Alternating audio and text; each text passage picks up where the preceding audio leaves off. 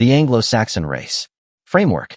Ages ago, after Caesar had conquered the island of Britain, and the Emperor of Rome was compelled to withdraw his legions from Britain to and him in his wars at home, two tribes of barbarians called Picts and Danes invaded it, and the Britons were forced to appeal for aid to two tribes who lived on the shore of the North Sea, the Angles and the Saxons, who came over to Britain and drove out the invaders, taking possession of the land for themselves.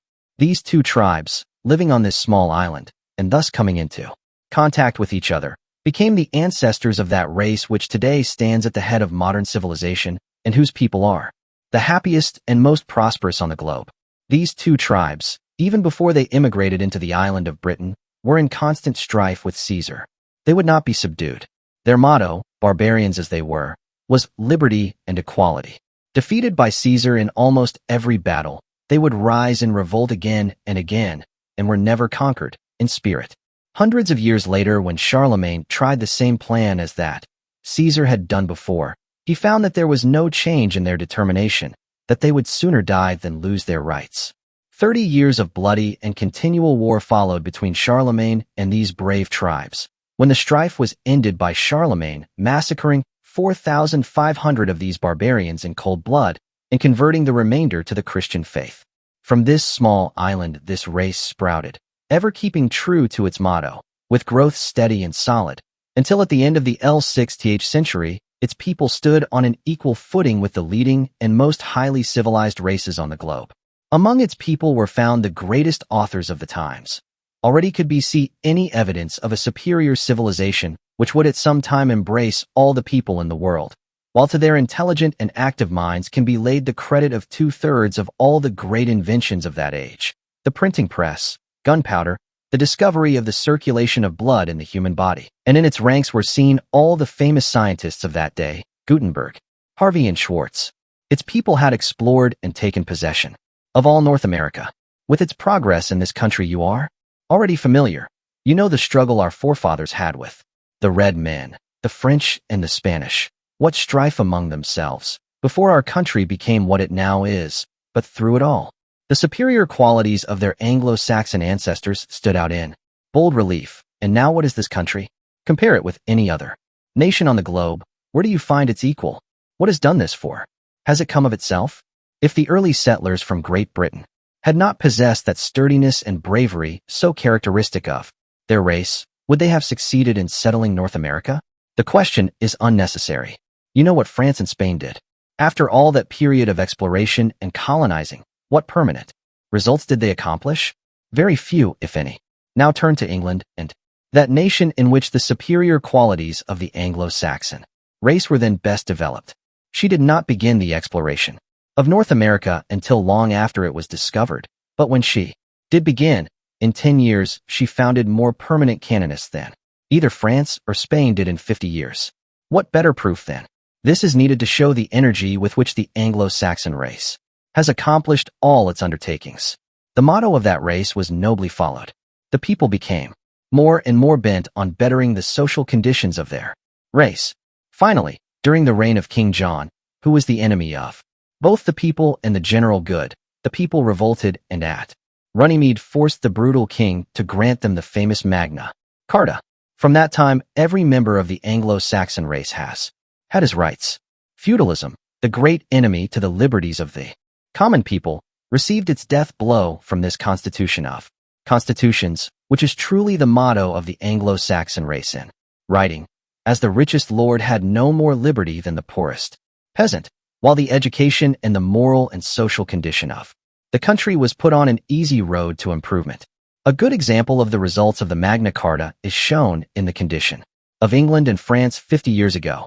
In England you would see the country swarming with neat, cozy homes, each with its neatly trimmed lawn, its little garden, everything showing the hand of education and a high civilization. Then turn to France. What a change! You would see several classes of society distinct in civilization and education, the lowest class of which was so degraded that they ranked among the lowest creatures of humanity. The higher class was indeed very highly civilized, but in their efforts to keep the lower classes down, they were left far behind the other nations. But during those 50 years wonders were accomplished. England kept right on in the path that had been laid out for it, but France was rent by great revolutions, bloody wars, and social disasters. Finally, the leading statesmen in France decided that in order to better their country, they would acknowledge the superiority of the social conditions of England and formed a republic whose constitution was modeled directly after the Magna Carta. From that time on, France, too, has started on the road to improvement and is once more a leading nation. The Magna Carta has therefore played an important part in the history of the world, and it will for many years to come.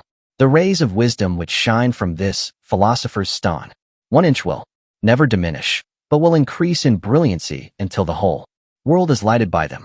After the people had their voice in Parliament, they demanded more. That is, they wanted to know where the money which they paid for taxes went. This demand became stronger and stronger, and finally, after much debate, the world-renowned Bill of Rights passed the English Parliament, forcing the king to make statements of the money he spent. The time when the king could say my people was gone. Hereafter the king was servant of the people. Turning again to our country, we see the difficulties which our forefathers had to overcome, but we did not see the details. Here, as in England, the common people, that is the colonists, had right to vote for members of their legislature, but they did not possess the power to vote for representatives to Parliament. By looking closely, you will see that all through the history of the 13 colonies, this cause was a constant source of strife and bitter feeling between the mother country and the colonies. It was a festering sore, the one spot on an untarnished name, and the only way to rid themselves of it was to tear it out by the roots. Therefore, the Revolutionary War was not brought about in order to make constant enemies of Great Britain and America, but it was sent to have these two great nations help each other, not like master and servant, but like two firm friends, equal in wealth and position, so that in this manner they could both benefit the world. My opinion is, therefore, that the revolution was designed by Providence to take place, and the famous Declaration of Independence was the means by which this decree of Providence could be fulfilled. Even today we celebrate Independence Day, by which we show our love for that sacred document, which is so dear to every true American heart.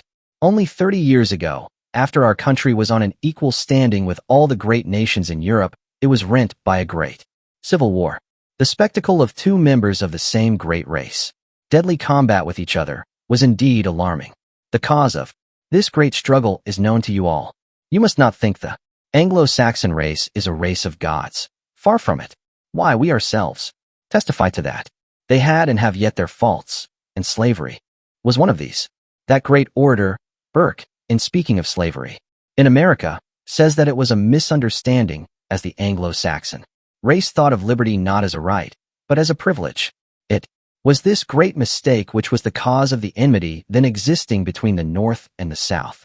But the North had been convinced long before that slavery was not in accordance with the Declaration of Independence, and in their efforts to convince the South they were too impetuous and tried force. This attempt, as you all know, failed utterly. All our great and wise statesmen then saw what was coming, and that no earthly power could stop the gathering storm. Finally it broke and spread ruin and desolation throughout the land. Here, as in all other times of danger and trouble, the superior qualities of our race showed themselves. That noble patriot, Abraham Lincoln, has won a name whose glory will be sung for generations to come. In the darkest hour of the Republic, when defeat met our armies wherever they went, he stood at the helm of the ship of state and guided her safely through the danger. On January 1st, 1863, the true and faithful patriot issued his famous Emancipation Proclamation, which declared free every slave in the South. The wrong was righted.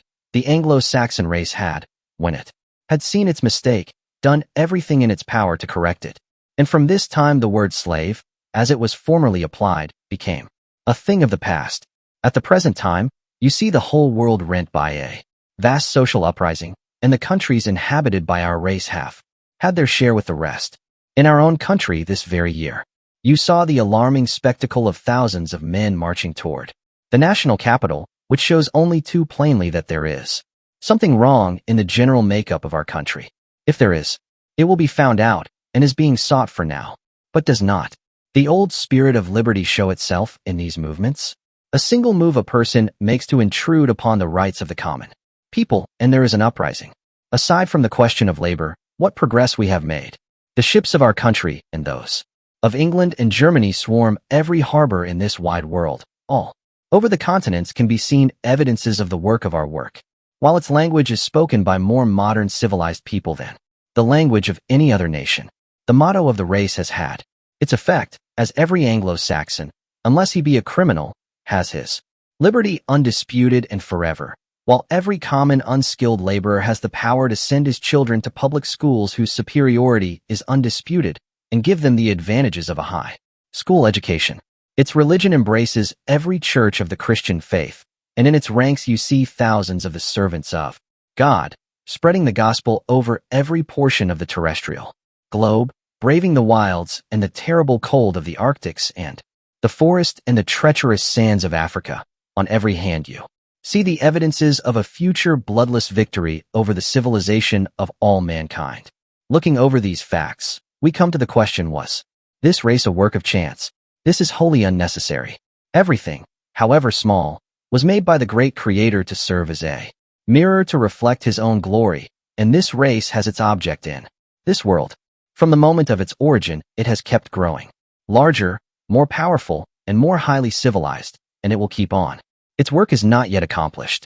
Before the time comes when this race shall fade away into obscurity, every islet, which is the home of man, every nook and corner of every continent, will fairly ring with the hum of thrift and industry of this great race. The motto, which has safely carried it through every trouble that threatened to overthrow it, will have had its effect. 'Twill be through our race that state of social equality which is shown in Bellamy's looking backward will be reached. The beautiful words of Webster will be realized. On every flag of the great Anglo-Saxon race, you will see written on letters of living light, blazing on all their ample folds as they float over land and sea, and in every wind under the whole heavens, that beautiful sentiment, liberty, union, and equality, both now and forever, one and inseparable. Remember to please subscribe to Hidden Whispers Revelations on YouTube to see our next uploaded audiobook. Credits to https://plainfieldmyhistory.org/wp-content/uploads/2014/02/the Anglo Saxon Race.pdf.